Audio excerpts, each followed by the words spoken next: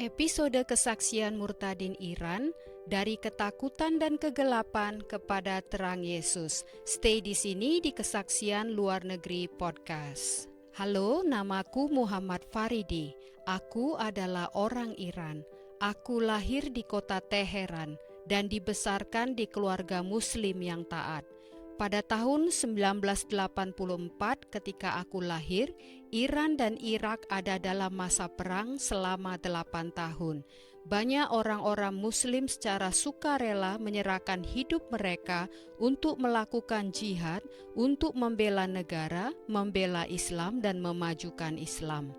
Pamanku berkata kepada sepupuku bahwa mereka bergabung secara sukarela dalam perang dan menyerahkan hidup mereka untuk membela negara dan membela Islam. Ibuku seorang Muslim yang taat dan menyuruh kami untuk mengikuti Islam dan melaksanakan syariah Islam. Walaupun kami berbicara dalam bahasa Farsi di Iran, kami harus belajar bahasa Arab supaya bisa berbicara kepada Allah. Hanya bahasa Arablah yang diterima oleh Allah. Aku pergi ke masjid dan ke berbagai kelas Quran untuk belajar bahasa Arab dan belajar bagaimana melafalkan Quran dan bagaimana menghafal ayat-ayat, perikop-perikop, bahkan kadang-kadang pasal-pasal dari Quran supaya dapat berdoa kepada Allah. Mereka berkata bahwa seorang Muslim yang baik adalah jika orang tersebut dapat melafalkan dan menghafal Quran. Orang tersebut tidak akan dibakar di neraka. Jadi itu yang kulakukan. Aku mulai menghafal begitu banyak pasal. Suatu hari aku berdoa kepada Allah, dan pada saat itu aku berusia sekitar 7-8 tahun. Aku berdoa dalam bahasa Arab dan melafalkan doa-doa yang tidak ku mengerti apa arti yang kuucapkan itu. Dan kemudian aku menemui ibuku dan bertanya kepadanya, "Ibu, apakah Tuhannya Islam tidak bicara bahasa Farsi? Apakah dia mengerti bahasa Farsi? Apakah aku dapat berbicara kepadanya dengan menggunakan bahasa Farsi?" Ibuku menjawab, "Engkau tidak mau disiksa oleh Allah. Seorang Muslim yang baik hanya berserah, hanya tunduk." Jadi sejak saat itu aku tidak bertanya-tanya lagi. Aku hanya seperti orang yang memakai penutup mata dan hanya mengikuti Islam. Aku membasuh diriku setiap hari dan berdoa 5 kali sehari sebelum subuh sampai senja. Aku berdoa 5 kali sehari kepada Allah dan melafalkan doa-doa. Doa-doa yang tidak ku mengerti apa yang kuucapkan. Tetapi karena rasa takut, aku hanya berdoa dan berdoa. Ketika bulan Ramadan, aku berpuasa selama 30 hari, tidak makan dan minum sepanjang hari, sebelum subuh sampai senja. Kadang-kadang ketika musim panas, puasa bisa mencapai 14 jam, dan itu cukup sulit. Tetapi kami melakukannya karena sebagai seorang Muslim, kami tidak tahu apa yang akan terjadi kepada kami pada hari penghakiman. Allah akan memegang sebuah alat ukur, dan pada alat ukur itu Allah akan meletakkan perbuatan-perbuatan baik di tangan kanan dan perbuatan-perbuatan jahat di tangan kiri. Dan aku melakukan ritus ini agar menghasilkan perbuatan-perbuatan baik. Jadi aku akan mempunyai lebih banyak perbuatan-perbuatan baik.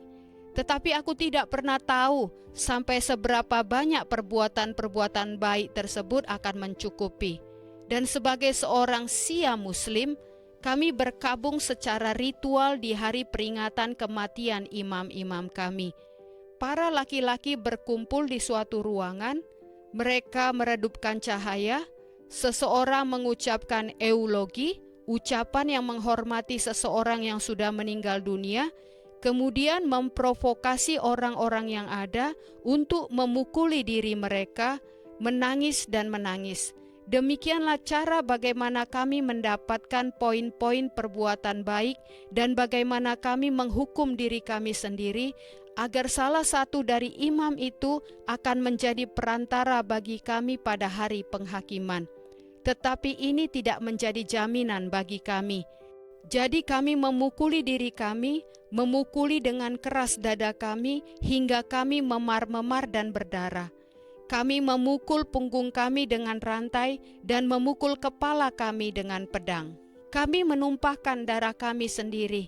Ini adalah cara penyucian, mempersembahkan diri kami dan menumpahkan darah kami untuk mendapatkan poin-poin perbuatan baik, supaya kami diberi jannah, surganya Islam.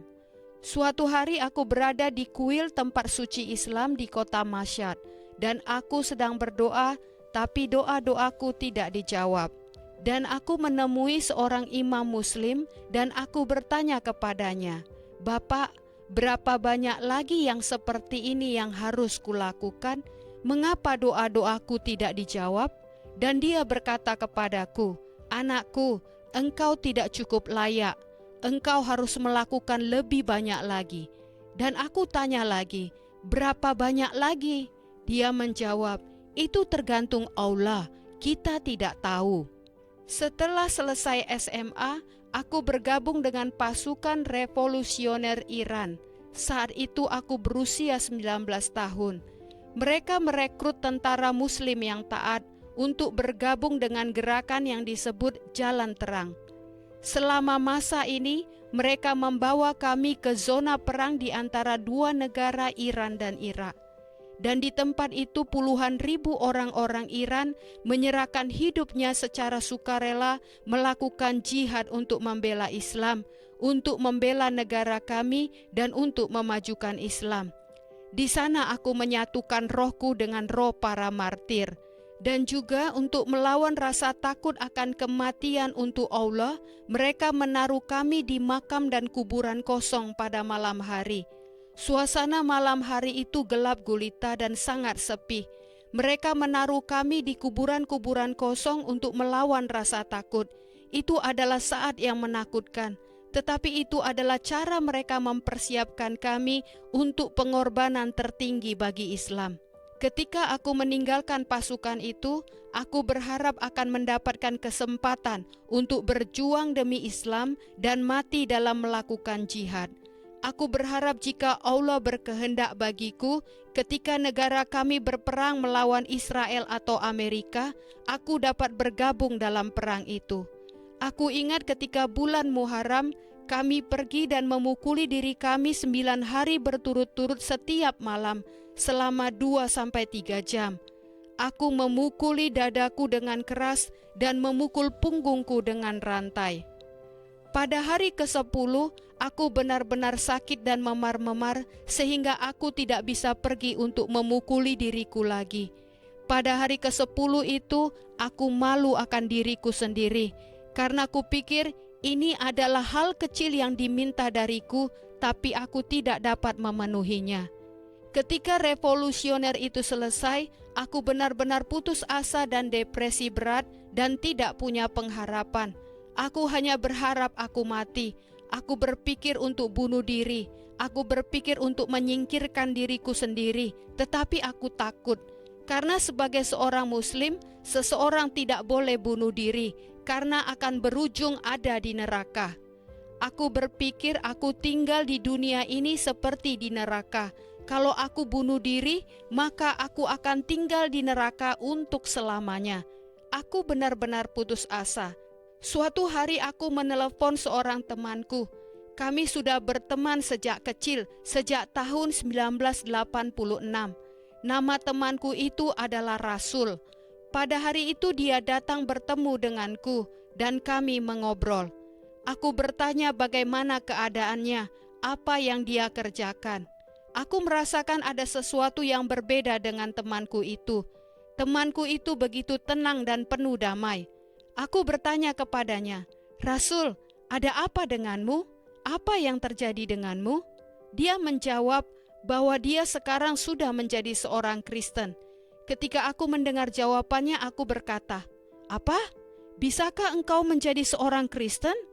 Apa yang kudengar dari Rasul itu adalah yang pertama kali kudengar tentang kekristenan tanpa berbicara buruk tentangnya, tanpa perkataan bahwa kekristenan itu sudah rusak dan sudah berubah. Temanku itu menceritakan kepadaku tentang kasih Tuhan.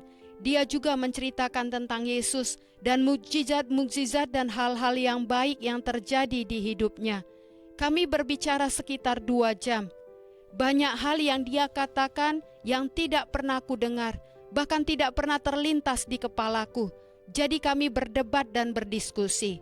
Aku mencoba untuk menentang argumen-argumennya dan hal-hal yang dia katakan kepadaku. Dia berkata bahwa Tuhan yang aku sebut-sebut kepadanya itu adalah Tuhan yang tak dikenal. Dia berkata, aku tidak mengenal Tuhan yang aku ucapkan. Aku hanya meniru apa yang kupelajari dari orang tuaku, dari kakek nenekku, dan dari orang-orang di masjid di mana aku belajar dari mereka, dan aku hanya menirunya saja. Dan Tuhan yang dia katakan adalah Tuhan yang seperti teman baginya. Temanku tahu Tuhan kepada siapa dia berbicara. Setelah kira-kira 2 jam bercakap-cakap, dia berkata, "Hei, kamu bertanya dan aku sudah menceritakannya kepadamu. Dan ini yang terakhir yang mau kukatakan padamu. Yesus dipukuli, Yesus disiksa, dia disalibkan, darahnya tercurah. Yesus mati untuk dosamu, sehingga kamu memiliki hidup yang kekal." Dia berkata lagi, Tuhan sangat mengasihimu, sehingga dia memberikan anak tunggalnya untukmu, untuk dosamu, sehingga kamu memiliki hidup yang kekal. Ketika dia mengatakan itu, setiap kebohongan Islam yang hingga saat itu membunuhku, terekspos, terpapar di depan mataku. Aku memukuli diriku, aku menyiksa diriku, aku melukai diriku, aku mencurahkan darahku agar aku menjadi kurban bagi Islam. Temanku itu berkata, segalanya sudah selesai melalui apa yang Yesus sudah lakukan untukmu. Ketika dia berkata seperti itu, kalimat itu menembus ke hatiku dan aku berlutut. Dengan penuh keputusasaan aku meminta dia untuk berdoa untukku. Aku berkata, aku menginginkan itu, aku menginginkan itu. Dan temanku berdoa untukku. Dan ketika ku buka mataku, aku melihat segala sesuatu yang ada di dunia ini memiliki warna yang baru. Segala sesuatu yang berwarna abu-abu, segala sesuatu yang berwarna hitam menjadi memiliki warna yang baru. Aku jadi bisa melihat warna-warna baru. Aku tahu ada sesuatu yang hidup di dalamku. Sebelumnya ada sesuatu di dalamku yang selalu menggangguku, yang selalu gelisah. Untuk pertama kalinya di dalam hidupku ada damai, ketenangan. Aku kemudian berkata kepada temanku apa yang sudah terjadi padaku, dan dia berkata bahwa Yesus telah datang di hidupku. Pada waktu itu aku tidak mengerti apa yang dia katakan dan apa artinya. Tetapi aku menikmati momen tersebut, karena untuk pertama kalinya aku mengalami damai di dalam hidupku. Setelah percakapan kami selesai, dia berkata dia harus pergi, dan aku berjalan balik ke rumah. Dalam perjalanan menuju rumah, aku berpikir, jika Yesus sudah mati untukku, kenapa tidak ada seorang pun yang mengatakannya kepadaku?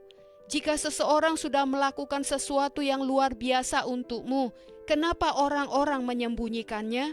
Kenapa orang-orang tidak mengatakannya kepadaku? Kemungkinan ada sesuatu yang salah atau temanku itu berbohong. Jadi aku mulai perjalanan mencari tahu apakah yang sudah kualami itu benar-benar real. Beberapa minggu kemudian, aku dan temanku pergi ke sebuah gereja. Ketika aku berjalan melalui gerbang dan masuk ke dalam gereja, aku mengalami perjumpaan pribadi dengan Tuhan pencipta alam semesta. Seperti awan mendekatiku dan memelukku, dan dari dalamku 2 kali ku dengar suara yang berkata, "Engkau berada di rumah." Semuanya begitu nyata.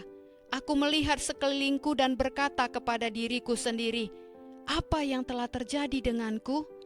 Aku merasakan tidak ada beban di dalamku, yang ada hanya damai. Kebaktian gereja dimulai, dan orang-orang bertepuk tangan dan bersuka cita. Dan ada orang-orang yang bermain musik. Semua pemandangan ini sesuatu yang asing bagiku.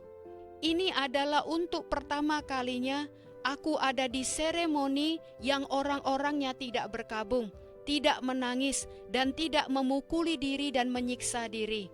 Aku memperhatikan orang-orang di gereja itu memiliki suatu pengharapan yang tidak dimiliki di Islam.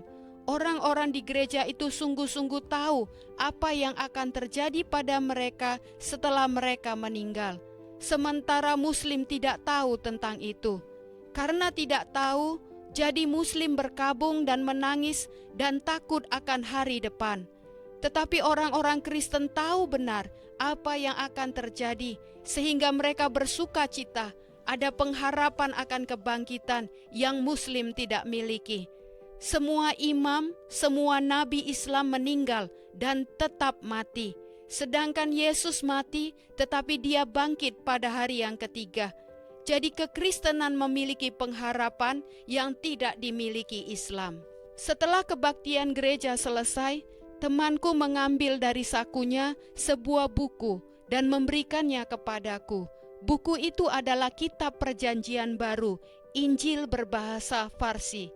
Dia berkata, "Ini adalah firman Tuhan yang hidup untuk hidupmu dan untuk hidupku." Aku menjawab, "Aku tidak mengerti apa yang sedang kamu katakan, tetapi aku ingin tahu jika Yesus telah mati untukku." Jadi aku bawa buku itu pulang ke rumah dan mulai membacanya. Semakin aku membaca kitab Injil itu, semakin aku terhubung dengannya. Aku membaca di Matius 11 ayat 28, 29 dan 30. "Datanglah kepadaku semua yang letih lesu dan berbeban berat, aku akan memberi kelegaan kepadamu. Pikulah kuk yang kupasang dan belajarlah padaku, karena aku lemah lembut dan rendah hati, dan jiwamu akan mendapat ketenangan. Sebab kuk yang kupasang itu enak dan bebanku pun ringan." Aku memandang buku itu dan berkata, "Bagaimana engkau tahu aku sedang letih lesu? Bagaimana engkau tahu aku sedang berbeban berat? Bagaimana engkau tahu itu? Itu tidak mungkin." Buku itu berbicara kepadaku mengenai situasiku. Aku berpikir sendiri, bagaimana mungkin? Ini pasti ada seseorang yang sedang berjalan di sekitarku dan kemudian menulis buku ini tentang aku dan situasiku. Pasti ada yang salah, ada sesuatu yang sedang terjadi. Aku pikir aku telah dimanipulasi. Aku pikir aku telah dikendalikan. Ketika berikutnya aku pergi lagi ke gereja, aku mulai melihat buku orang-orang lain. Apakah setiap orang memiliki Alkitab pribadi? Aku mulai mengecek dan ternyata sama. Aku bertanya kepada orang-orang di gereja, "Apakah ayat ini berbicara kepadamu seperti ini?" Mereka menunjukkan kepadaku ayat-ayat lain yang berbicara kepada mereka. Ketika berikutnya aku pergi ke gereja, ketika itu seorang laki-laki menceritakan kesaksiannya di gereja, bagaimana dia sembuh dari kanker di lehernya. Dan dia adalah seorang Muslim. Para dokter sudah menyerah karena tidak ada harapan hidup lagi baginya, dan mengatakan kepadanya, "Kami tidak bisa berbuat apa-apa lagi." Dan dia balik ke rumah putus asa. Dalam perjalanan ke rumah, dia melihat sebuah gereja dengan tanda salib, dan dia berhenti dan masuk ke halaman gereja. Dan dia bertemu beberapa orang Kristen di halaman gereja itu, dan dia berkata kepada mereka, "Bisakah aku mencoba dengan Tuhanmu? Aku akan balik ke rumah dan meninggal." Jadi orang-orang Kristen itu mengelilinginya dan meletakkan tangan mereka atas laki-laki tersebut dan berdoa. Sementara orang-orang itu berdoa, laki-laki itu melihat sebuah tangan yang berlubang paku menjamah lehernya. Kemudian dia balik ke rumah. Di rumah dia tidak kunjung meninggal, tapi justru kondisinya semakin membaik. Akhirnya dia kembali menemui dokter. Dokter melakukan pemeriksaan lengkap dan kemudian berkata kepada laki-laki itu, "Bapak sekarang bebas dari kanker dan kami tidak pernah melihat hal seperti ini terjadi." Sementara laki-laki itu menceritakan kesaksiannya di gereja, di mana aku ada di situ, aku berpikir, aku membaca tentang hal itu di Alkitabku. Dikatakan, "Kamu akan meletakkan tanganmu atas orang sakit dan orang sakit itu akan sembuh." Aku berkata, Ini benar-benar terjadi. Apa yang Tuhan katakan benar-benar terjadi hari ini. Jadi pada hari itu aku sampai pada kesimpulan atas penyelidikan yang kulakukan, yaitu aku untuk yang kedua kalinya menyerahkan hidupku kepada Yesus. Aku berkata, aku tidak akan mencari hal-hal lain lagi. Jadi aku menjadi seorang Kristen dan aku sangat senang. Aku balik ke rumah akan menceritakan kepada orang tuaku dan teman-temanku. Tetapi dalam Islam aku telah melakukan dosa yang tidak dapat diampuni, yaitu dosa kemurtatan. Jadi aku mencoba tetap diam. Tetapi setelah beberapa waktu, orang tuaku mengerti tentang hal itu. Ayahku menjadi sangat kejam, memukuliku dan mengusirku dari rumah. Aku tidak tinggal di rumahku selama 4 bulan. 2 kali hidupku terancam. 1 kali dilakukan oleh sepupuku. Mereka akhirnya tahu aku seorang Kristen dan mereka berkata kepadaku, kamu mengkhianati Islam dan kamu akan membayarnya. Aku mulai bekerja ketika ayahku tidak lagi membiayaiku. Aku mulai bekerja di agen taksi menjadi supir taksi. Aku meletakkan kitab Injilku di dashboard taksi dan aku bawa taksi di kota Teheran dan kota-kota lain. Dan siapa saja penumpang yang menunjuk buku itu dan bertanya kepadaku, buku apakah itu? Aku memiliki kesempatan untuk menceritakan kepada mereka tentang Yesus. Pemilik taksi suatu waktu menemuiku dan berkata kepadaku, orang-orang telah melaporkanmu, dan jika pemerintah menangkapmu, mereka tidak hanya melukaimu, tetapi juga akan melukai keluargamu. Aku takut akan akibatnya terhadap hidupku, tetapi aku lebih takut lagi akan akibatnya terhadap keluargaku, karena mereka masih Muslim dan mereka tidak melakukan apa-apa. Pemilik taksi mencoba melindungiku dengan cara memecatku, dan kemudian aku berpikir, apakah sebaiknya aku pindah ke kota yang lain, seperti pindah ke Isfahan atau ke Shiraz? Ini terjadi pada tahun 2008 dan 2009. Dan pada waktu itu pemerintah menetapkan gereja bawah tanah di bawah keamanan negara. Pemerintah memberlakukan hukum dan berkata bahwa orang-orang Kristen mencuri tentara-tentara Muslim dari pasukan Islam. Jadi pemerintah harus membasmi orang-orang Kristen dan gerakan gereja bawah tanah di Iran. Jadi pemerintah memberikan tekanan yang luar biasa pada gereja dan gereja bawah tanah. Banyak teman Kristenku yang ditahan, mereka dimasukkan ke penjara, dan ketika aku menelepon mereka, orang tua mereka atau orang lain yang menjawab telepon, mereka berkata, tolong jangan datang ke daerah ini. Kami sudah memiliki cukup masalah di sini. Jadi akhirnya aku putuskan untuk meninggalkan Iran. Aku tinggalkan semuanya, keluargaku, teman-temanku, semuanya aku tinggalkan. Aku hanya membawa sebuah tas ransel dan sedikit uang. Aku membeli tiket bus untuk pergi dari Iran menuju Turki. Akhirnya aku sampai di Turki. Di Istanbul, Turki, aku mencari seorang penyeludup agar bisa pergi dari Turki ke Yunani dan dari Yunani ke Eropa Barat. Tetapi biayanya jauh lebih dari uang yang kumiliki di kantongku. Aku mencoba mencari pekerjaan, tetapi mereka berkata bahwa aku tidak bisa bekerja di sana dengan visa yang kumiliki. Aku bertanya kepada mereka apa yang bisa kulakukan, dan mereka berkata agar aku kembali saja ke Iran.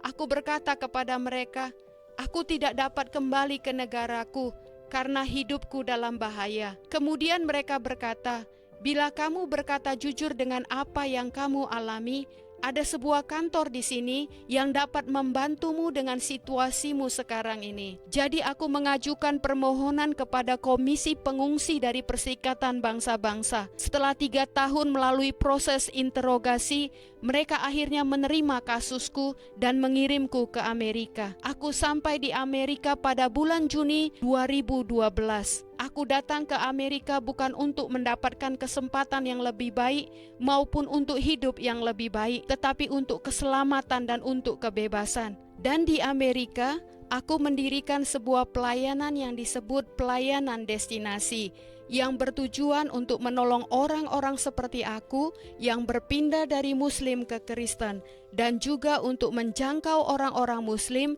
yang berada dalam perbudakan Islam untuk masuk ke dalam kerajaan terang. Puji Tuhan, dukung pelayanan channel ini dengan subscribe dan share ke teman-teman sanak saudara. Sampai bertemu di episode berikutnya. Tuhan Yesus selalu memberkati. Amin.